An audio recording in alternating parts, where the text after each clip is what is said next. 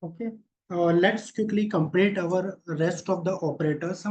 In our previous video, I have discussed with you arithmetic operators, comparison operators, and logical operators. Now, in this video, I am going to discuss rest of the three operators which I have discussed with you, and these operators are bitwise operators, assignment operators, and spatial operators. Let's discuss one by one.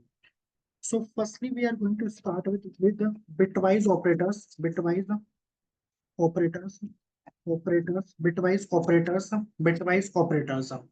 Inside bitwise operators, we have three types of bitwise operators. First one is known as bitwise bitwise and, which is generally represented with the help of and symbol, Next is bitwise or, which is generally represented with a pipe symbol. Third one is known as bitwise XOR, which is generally represented with a cap symbol. So these are the three bitwise operators: bitwise and, bitwise or, bitwise XOR.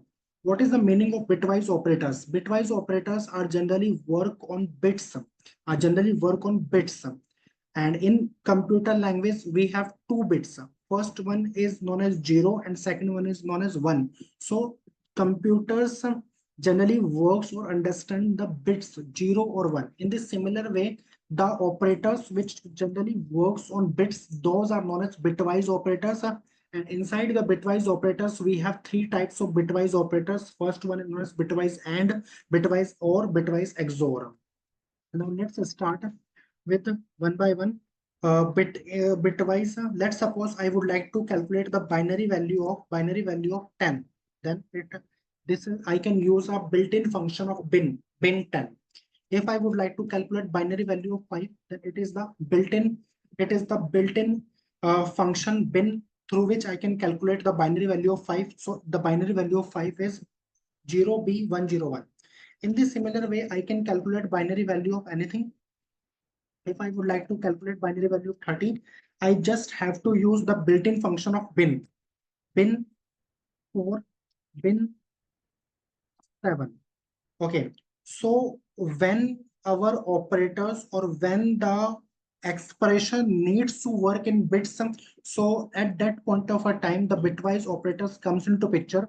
And in bitwise operators, we generally have three types of bitwise operators. First is bitwise and, bitwise or, bitwise XOR. Bitwise and जो होता है completely logical and को follow करता है. Bitwise and जो होता है, it completely follows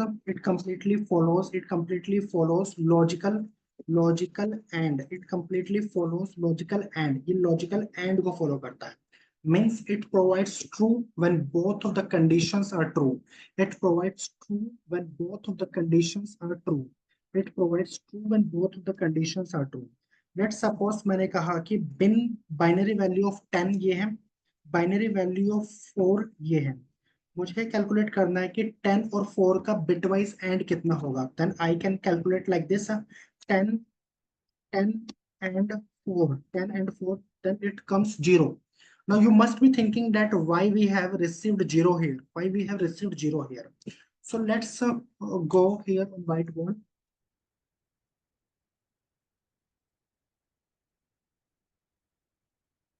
Let's check this, why we have received 0 here, and what the calculation Python interpreter has done in the backend. So binary value of 10 is 1010 and binary value of 4 is 100. 1 1 0 1 0 1010 and binary value of 4 is 100. ये 10 की binary value है, ये 4 की binary value है 100. Okay. In the case of bitwise and, as you already know that it follows logical and को follow करता है, means it provides true when both of the conditions are true, else false. Okay. यहाँ पे मैं पेरिपेंड कर सकता हूँ, 0 लगा सकता हूँ. 0 0 के केस में 0 प्रोवाइड करेगा. 1 और 0 के केस में हमारे पास अगेन 0 प्रोवाइड करेगा. 0 और 1 के केस में अगेन 0 प्रोवाइड करेगा. 1 और 0 के केस में अगेन 0 प्रोवाइड करेगा. सारे जीरो है, ठीक है। सबको अगर प्लस किया जाए सबको, सबको अगर प्लस किया जाए, again we are getting as zero, again we are getting as 0. So that is the reason we have received here 0. So this is the backend calculation of bitwise and. In this similar way, अगर मुझे calculate करना हो 15 का bitwise और calculate करना है 4 के साथ, वी रिसीव्ड 15 एज आंसर। ये कैसे हुआ, लेट्स चेक।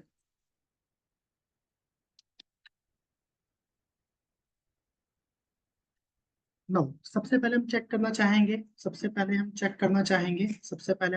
चाहेंगे बाइनरी वैल्यू ऑफ 15 की कितनी है, ठीक है। 4 टाइम्स 1, और बाइनरी वैल्यू ऑफ 4 की बाइनरी वैल्यू कितनी है, 100। 4 टाइम्स 1 और 100, 4 टाइम्स 1, 1 2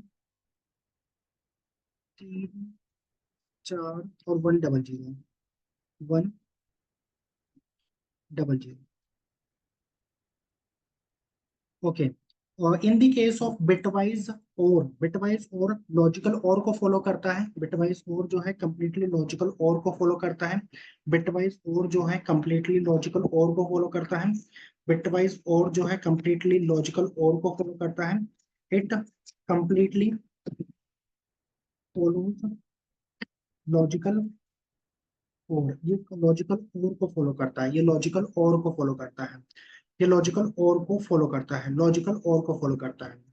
सो इट लॉजिकल और क्या कहता है हमें, it provides true when any one of the condition is true, it provides true when any one of the condition is true. तो 0 और 1 की केस में 1 मिलेगा, 0 और 1 के केस में 1 मिलेगा, 1 1 के केस में 1 मिलेगा, 0 1 के केस में 1 मिलेगा। इस बाइनरी वैल्यूज को हम डेसिमल वैल्यूज में कन्वर्ट करेंगे, और डेसिमल वैल्यूज में कन्वर्ट करने के लिए हम क्या करेंगे, पीछे से मल्टीप्लाई करना शुरू करेंगे, 2 की पावर 0, 2 की पावर 1, 2 की पावर 2, 2 की पावर 3 से। तो 2 की पावर 0 हमारे पास एक आंसर आता है, और एक को 2 की पावर 0 एक होता है, और 2 की पावर 0 एक होता है, एक को एक से मल्टीप्लाई करेंगे हमारे पास 1 आंसर आएगा। इन दी सिमिलर 2 एकम 2 हो जाएगा यहाँ पे, और यहाँ पे हमारे पास 4 हो जाएगा, और यहाँ पे हमारे पास 8 हो जाएगा। अगर इन सब का अगर हम एडिशन करेंगे तो 8 और 4 12, 12 और 2 14, 14 और 1 15। तो this is the backend calculation of bitwise और की, बिटवाइज और की ये बैकएंड कैलकुलेशन होगी, इस तरह से 15 आया। इन दी सिमिलर वे हमारे पास एक्सोर का भी कॉन्सेप्ट है, इन दी सिमिलर वे हमारे पास एक्सोर का भी कॉन्सेप्ट है। बिटवाइज एक्सोर के केस में क्या होता है, बिटवाइज एक्सोर के केस में क्या होता है, बिटवाइज एक्सोर के केस में क्या होता है, it provides true, it provides true, it provides true, it provides true when both of the conditions, the both of the conditions are either true or false, either true or false, या तो दोनों true हो जाए या दोनों false हो जाए, तभी ये हमें ट्रू देगा। अगर एक भी ट्रू और फॉल्स की कंडीशन रही तो ये हमें फॉल्स दे देगा। कैसे, लेट्स चेक। बिटवाइज एक्सोर कहता है it provides us true when both of the conditions either true और फॉल्स। तो हम बिटवाइज एक्सोर को चेक करने जा रहे हैं। बिटवाइज एक्सोर का जो सिंबल होता है वो ये कैरेट सिंबल होता है, कैप सिंबल भी कहते हैं ऐसे, कैरेट सिंबल, कैप सिंबल। अगर हमने कहा बिटवाइज एक्सोर में क्या होता है, अगर दोनों कंडीशन हमारी ट्रू हो जाए, दोनों कंडीशन हमारी फॉल्स हो जाए, एक ट्रू हो जाए एक फॉल्स हो जाए, एक फॉल्स हो जाए एक ट्रू हो जाए, एक फॉल्स हो जाए एक ट्रू हो जाए, एक फॉल्स हो जाए एक ट्रू हो जाए, दोनों ट्रू होने के केस में भी जीरो है, दोनों फॉल्स होने के केस में भी जीरो है, दोनों फॉल्स होने के केस में भी जीरो है, ठीक है। हमें तभी ट्रू मिलेगा जब एक कंडीशन इसकी फॉल्स रहे, जब एक कंडीशन इसकी फॉल्स रहे। Let's check. It provides us true when any one of the conditions, when any one of the condition either true or false. When any one of the condition is true. When any one of the condition is true. जब दोनों में से किसी एक condition अगर true होगी, दोनों में से एक कंडीशन ट्रू होगी, तभी ये हमें ट्रू देगा, अदरवाइज फॉल्स कर देगा। दोनों फॉल्स होने के केस में भी फॉल्स कर देगा, दोनों ट्रू होने के केस में भी फॉल्स कर देगा। दो में से एक कंडीशन ट्रू होनी चाहिए, दो में से एक कंडीशन ट्रू होनी चाहिए। Let's check.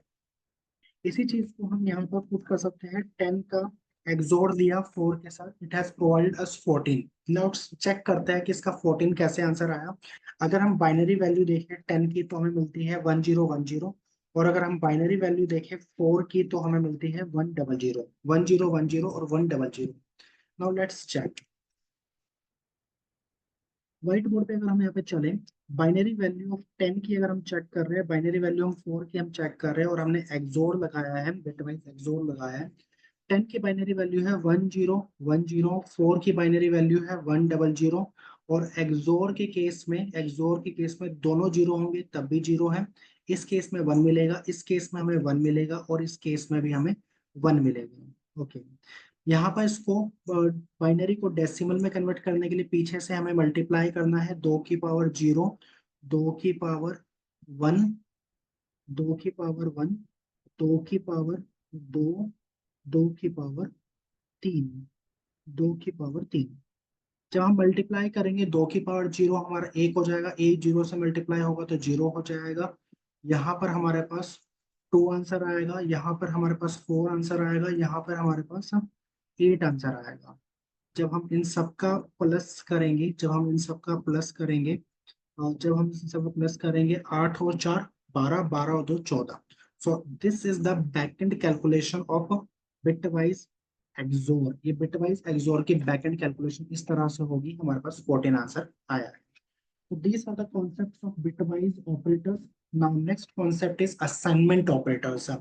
In the case of assignment operators, we generally have multiple assignment operators. We generally discuss multiple assignment operators. Now let's discuss one by one.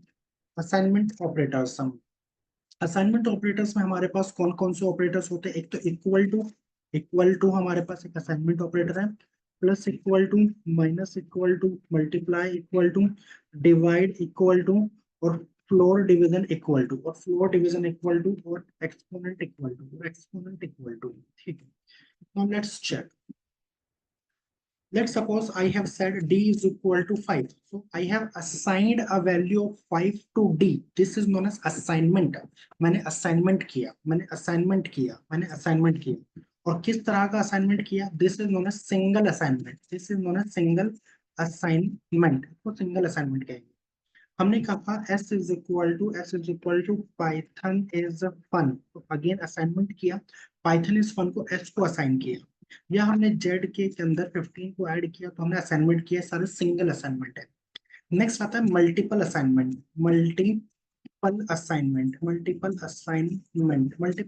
के केस में हम कैसे मल्टीपल असाइनमेंट करते हैं जैसे कि मैंने कहा कि A, B और C इन तीनों की वैल्यू 10 है। This is known as multiple assignment. This is known as multiple assignment. A is equal to B, B is equal to C is equal to 10। तो इस केस में हमारे पास A भी 10 होगा, B भी 10 होगा, C भी 10 होगा। This is known as multiple assignment। या फिर हम ऐसे भी कर सकते थे, another way of multiple assignment। Another way of multiple assignment is assignment P, Q, R is equal to 10, Python, 2.3। In this scenario, P की वैल्यू हमारे पास 10 होगी, Q की वैल्यू Python होगी, और R की वैल्यू हमारे पास 2.3 होगी। इससे आता है मल्टीपल असाइनमेंट। नाउ नेक्स्ट आता है plus equal to, minus equal to, multiply equal to, divide equal to, floor division equal to, exponent equal to. जैसा कि मैंने यहाँ पर कहा S इज इक्वल टू 10 है। अगर मैंने कहा इसमें 2 ऐड करना है तो हम ऐसे कर सकते हैं S+2, तो हमारे पास कितना हो जाएगा? 12 हो जाएगा। But this is a lengthy way. Instead of writing this हम क्या करते हैं, हम कैसे करते हैं? S+=2। अभी ऑटोमेटिकली 14 हो चुका है। S minus equal to 4 minus करेगा और इसी में सेव भी करेगा। अब S की वैल्यू 10 हो चुकी है। Next S multiply equal to 2। अब 10 को 2 से मल्टीप्लाई इक्वल भी करेगा, मल्टीप्लाई करने का में 20 हो जाएगा, वापस 20 को सेव भी करेगा तो 20 हो जाएगा। Next S multiply to plus equal to minus equal to multiply equal to divide equal to 3। मैंने 3 से डिवाइड किया, अब एस की वैल्यू 6.6667 हो गई।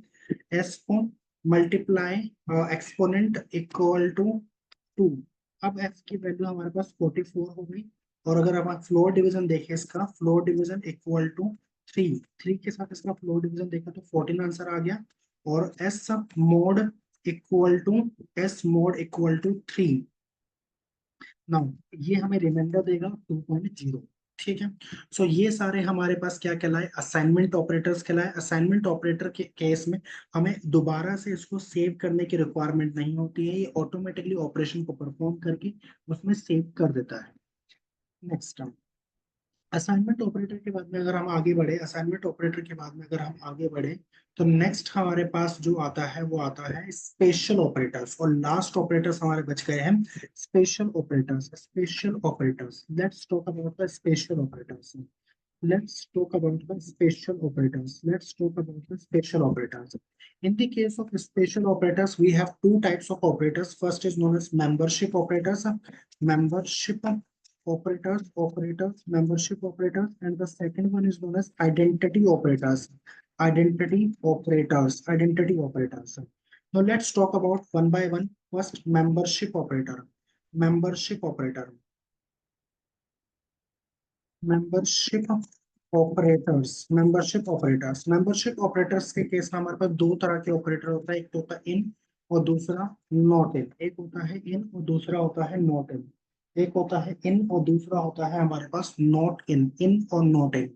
Now in or not in, as the name is itself is explanatory, it is a operator which is generally provides us membership, whether the something is a member of something or not। क्या कोई चीज किसी दूसरी चीज का member है या नहीं, लाइक क्लब की मेंबरशिप, या ओटीटी का सब्सक्रिप्शन की मेंबरशिप, ओटीटी के सब्सक्रिप्शन की मेंबरशिप, क्या उसका मेंबर है या नहीं। लेट सपोज मैंने कहा, यहाँ पर मैंने लिखा यहाँ पे मैंने लिखा यहाँ पे मैंने लिखा गुड मॉर्निंग, गुड मॉर्निंग। और हमने पूछा ओ ओ ओ इन गुड मॉर्निंग, क्या ओ गुड मॉर्निंग में है। यस ट्रू, ये बात ट्रू है, सच में गुड मॉर्निंग में है। या फिर हमने पूछा कैपिटल का टी इन टेस्ट, क्या टेस्ट के अंदर कैपिटल का टी है। नो फॉल्स, ये इसका मेंबर नहीं है। और हम ऐसे भी कह सकते थे कैपिटल का Z not in, not in mouse, mouse में नहीं है, और ये बात सच है, तो ये ट्रू है। ठीक है, this is known as in और not in membership operator. Next आता है हमारे पास आइडेंटिटी ऑपरेटर। आइडेंटिटी ऑपरेटर के केस में, हमारे पास दो तरह के ऑपरेटर है, इज और इज नॉट। इज नॉट हमने चेक किया, यहाँ पे हमने चेक किया, अगर a इज इक्वल टू 2 है, हमने कहा b इज इक्वल टू सू है। इनका एड्रेस चेक करने के लिए हमने हमें पता है, हम आईडी फंक्शन यूज करते हैं। a की आईडी ये है और b की आईडी हमारे पास ये है, दोनों की आईडी ये है।